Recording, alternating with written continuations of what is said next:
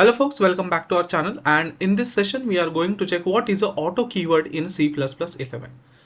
Now in C++11 the auto keyword was introduced to enhance the type inference and make code more readable and concise. So this is a keyword which was introduced as a feature of a C++11, and this is used to deduct the type inference. Now the auto keyword is used for automatic type deduction during the variable declaration. So now let's say you declare a variable with the various data types, integer, double, float, like that. So whenever you want to automatically deduce the variable data type, at that time you can just go ahead with the auto keyword. Now instead of explicitly specifying the type of variable, you can let the compiler deduce it based on the initializer. So you don't have to explicitly mention that it is an integer or it is a double. You can just use an auto keyword and compiler will automatically take the data type of that variable.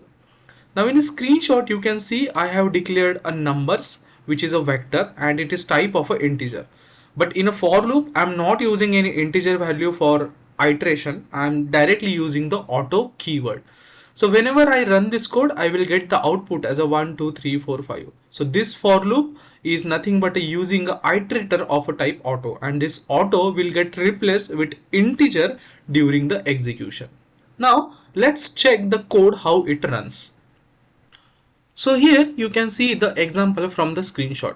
What I have done, I have declared a vector of a numbers and it has a data type as an integer. So I am using a for loop to print the each and every element from that vector container. And here I am using a auto. So we are not using any of a integer type of iterator or the data type for the iterator. We are just specifying the auto as a keyword. Now when I run this code, it will automatically print 1, 2, 3, 4, 5, which means at a runtime this auto will get automatically changed to the data type integer. And this is how the auto keyword works, and compiler will automatically check the data type or take the data type of that particular variable.